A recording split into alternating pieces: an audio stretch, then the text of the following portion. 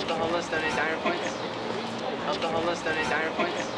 Jelly for the Belly is a community service club on campus, and basically what we do is about once a month or every 3 weeks, we stand outside of North Campus Diner here and we hand out flyers and encourage students who are passing by entering the diner to use extra dining points they may have, or if they are willing to donate a couple of their dining points, even if they're running low, we encourage them to purchase food inside the diner and then bring it back outside to us. We always stand outside with boxes and we collect the food for 3 hours, and any donated food that is given to us we take later that day to Central Union Mission in Washington, D.C. and feed homeless people and hungry people who come to the homeless shelter for food. Food can be perishable, like it can be non-perishable too, but it's kind of nice because then you can like bring chicken fingers to the shelter and things like that. I'm sure people will get excited about, like, you know, desserts and like pizza pie and stuff. Yeah. When I was a sophomore here, I just transferred to the University of Maryland and I lived in the North Campus dorms, and I felt like there was a lot of food that was going to waste. People had all these dining points left at the end of a focus date and they would just buy pizzas and cakes and all these things that they didn't really need and that might have gone to waste. And I also was in that similar situation. I had all sorts of extra points that I didn't know how to use. So I got my friends together and we started gathering food with our points and making peanut butter and jelly sandwiches and buying them. And then we brought them to homeless people in DC. And so from there I picked up and I thought it would be great to start a club.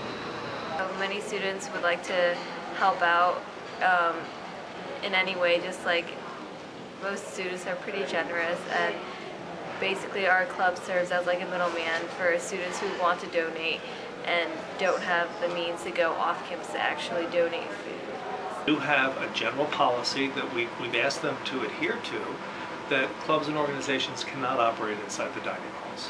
The reason they were asked to leave had nothing to do with them or their mission or us being cranky about it. It's that we believe firmly that the dining halls should be havens for students, where they're not advertised to or surveyed or questioned, or, you know, groups aren't trying to get them to participate in this or join that.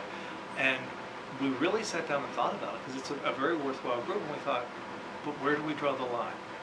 My main goal was to see that it would be carried on past me. It was something I never really imagined what I was getting into when I first had the idea to start the club.